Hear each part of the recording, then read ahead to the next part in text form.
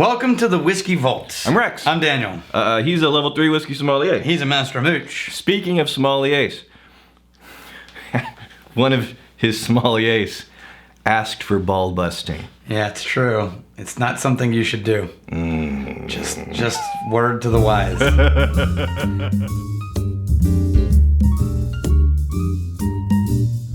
Okay, so this is a gift from Mitch Weddle.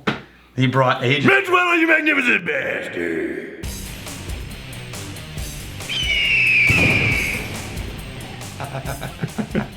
Now, why would you even say this? Because we met Mitch. Yeah. This is a gift from... Well, I feel bad. Mitch Weddle. Because I feel bad because he brought it forever ago, and I only just remembered it Yes. when he emailed, "Hey, whatever happened to that 1920 Old Forester I gave you guys?" Again, fair reminder, if you ever send us something... No, he brought it in person. If we've received something and it hasn't been on the Featured, show, yeah, please. and it's been a while because there's a backlog. Yeah. If it's been a while, then let us know If it's been at least a couple of months. because we may not have found your name and knew who to attach. And the yeah, list to. I'm just gonna go on record as saying, Mitch, that Rex was so wowed and astounded by the Old Forester mint julep that he didn't realize there was another whiskey. We just camped out there, man. Yeah, just hung out. Just lived all up in that mint Now, julep. this is a part of their Whiskey Row series. What is The that? Old Forester. What is the Whiskey Row They're series? trying to make whiskeys similar to the classic style of whiskeys in the early bourbon era, or like this is Prohibition, right? Okay. So this would have, they were one of the only 6 Kentucky distilleries that had a license to distill during Prohibition for medicinal purposes. So the romanticized idea that if it was older, surely it must have been better. Yeah. So people are playing up that angle. Yes. Okay. Yes, that's exactly what it is. So this is their attempt. It's 115 proof. Yeah. This is their attempt to try to recreate something that would have tasted like back in that era. Yeah, this isn't a Like when it was Owsley Brown. Remember, Brown Foreman is the company. This is not a skimpy, delicate flower. Wonder if it's Owsley or Owsley. Owsley. I looked it up and I've read his name a bunch. Speaking of Mitch, he's got a comment at the top of the list here. You magnificent bastards. Have you forgotten about one of the whiskeys that I brought down? Ha! Wait. He says the Peerless Rye? He brought a Peerless Rye. How many did he bring down that we just didn't even... He brought a lot, man. He brought like 7 whiskeys. It was a 2-year-old rye that was barreled at cask strength, Yeah. and both of you said it was one of your favorite ryes that you had ever had. It was around here somewhere. Oh, wait, the Peerless. Yes. Oh. I don't see it up here right now, but I know we have it. If only I had poured it while holding a tube sock, maybe you might have remembered. I would have. That's true. Also, my girlfriend doesn't know if you just insulted her or not. Yeah. So because you said you because can't do better. as we say, Mitch can't do better. So thanks for bringing back the ball busting / screw you for insulting my girlfriend and review the damn Old Forester 1920. So Mitch's girlfriend. Here's the thing. Mitch has requested ball busting, and I think you may be in the splash zone. Yeah. I think you may be caught in the crossfire. So having met Mitch, no, he can't do better. And I'm gonna. The fact that he's with anybody, right? Kind of amazing. And the thing that I can promise you is that you can do better. Oh man, Mitch. Oh, we're gonna start why? losing viewers. Why would you ask for ball busting? Yeah, Mitch? we're gonna start losing viewers just because of how ruthless we're being to Mitch. Look, here's what you guys have to understand is we are only doing this Right. because we know Mitch. Yes. We hung out with him in person for 2 days. Right. And he is fully capable of handling himself in this conversation. All right, so nose, cherry, dark bitter chocolate, and oak wood. I get the cherry and the oak wood. I'm going for the dark bitter. There's a bitter something. It's a dark chocolate. It's a dark chocolate. But to the point where it gets so much cocoa that it's not sweet anymore. Cacao. Ooh, there's the dark chocolate on the taste, man. It is. Go back and you can smell it too now. It's the bitter cacao. I think that's what happened was I drank it before I started talking about the nose. Yeah. But now you'll get it in the nose too. Yeah, I get that now. There's a sort of a biscuity flavor in this. But it's not your shortbread. It's your, it's almost like, what are those little ones that my dad always really loves? They come out in Christmas and they're wafer thin and they're slightly spicy. Snickerdoodles? No. They're like little drying. They come in tins. You can buy them at like Costco in whole tins. Spiced cookies. Ginger snap. Ginger snap. Thank you. It's a ginger snap or a ginger cookie. That's what I'm getting in here.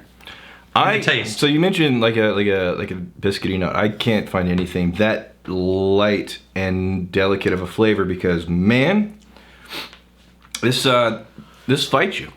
This is big and it's in the aftertaste. I don't know. I'm getting. This isn't getting ginger cookies. This is strong enough alcohol proof that it's kind of burny for me. But not like a really sharp out of left field spike. With the flavors this big, then I'm not at all surprised that it's fighting. Okay, I'm gonna take this down a little bit. Let it sit for a second. I think it could be. I may get more out of this because I'm getting a lot out of it, right? It was like at least 3 things came to mind, but I wonder if I would get more out of it after the water's added. Yeah, I'm gonna wait and we'll see. Hello, Momo. Well, guys, I don't know if I should be offended or not that Mitch couldn't do better. Oh, is this the girlfriend? Yeah, she actually commented on the video.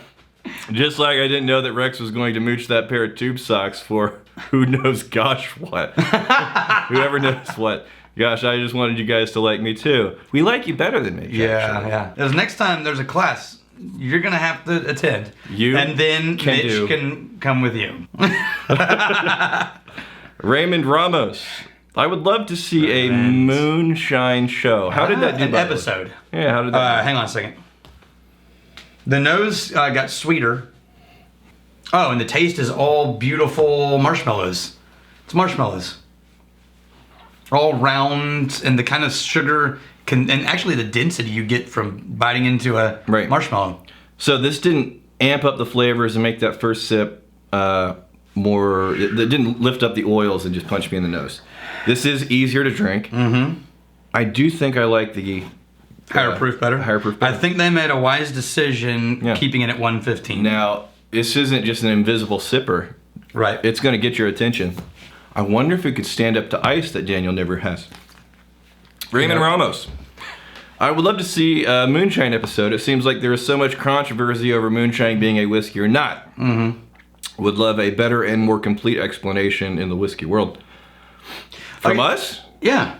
We're an information channel, Rex. You didn't know that? Son of a... Pure information. I have not been doing my job. No hijinks. I haven't been doing my job at all. Raymond, you should know us by now. You have inappropriate expectations. No, we could do... Okay, so yes, we will do... You know, we should do an entire top 10 moonshines or something like that at some point.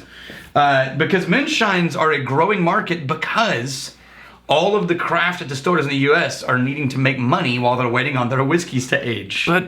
And so the options for moonshines are just getting bigger and bigger and bigger. Now, here's what I really want. Right. And I'm not sure we can get it, but I really want it. I would desperately love to get my hands on some clear Scottish spirits.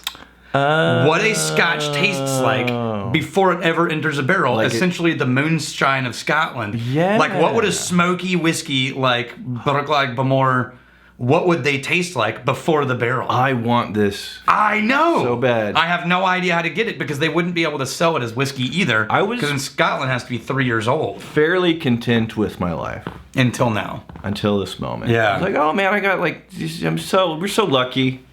We get to do that. It's just cool. But now there's no unaged Scotch in my life. It's like I can't sleep at night until. What do you think that would taste like? I have an example of it in my office, and it's not friendly. Oh. So wait, no. Wait, this was not from Scotland though. No, I made it. You were telling me about this. I made it with Scottish heavily peated Baird's malt from Scotland. Okay. In a pot still. Next time you do it, you need a true Scotsman. Yeah, a true Scotsman. It's down in my office right now. To really dial it in. So here's the thing. Remember that Nelson's Greenbrier spirit that we tried and we're like, oh, that's so bad. The clear spirit was a gift. And it was funky and aggressive and sour tasting. And what I said was, dude, that is not proof that it's going to be a bad bourbon. Okay. And then Friday, I pulled you one of their bourbons out of my Oh office. yes, this was a thing. And I said, look, this is the second batch release from Nelson's Greenbrier. That was a gift from the Pritchards.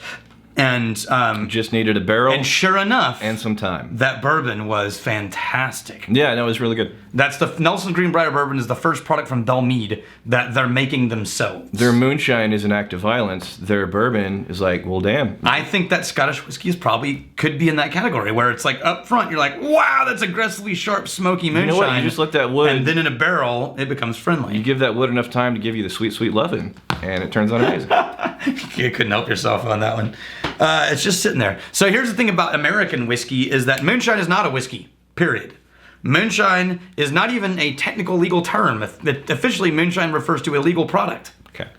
Right? Yeah. Now, people use moonshine because other people know what that means. Is it just, well, if it's not called moonshine, then what's the term for it? It's just a corn spirit or something like that. Would a corn spirit be considered a whiskey then? If you're not calling it moonshine. Okay, so you can technically... Are we doing the whole moonshine show right now? No, I'm just showing you a couple of bottle labels. Okay. Technically, you could call it a whiskey if it's at least 80% corn. It's corn whiskey. And one of the requirements of corn whiskey is that it doesn't have to be aged, or it can be aged in uncharred barrels. So, as long as it is... But see how this is just called White Dog Hold on a second. whiskey? It doesn't have to be aged, but doesn't have to touch wood. Yes. Okay, so if you... Kind of like the technically bourbon fiasco we were dreaming up there. Technically...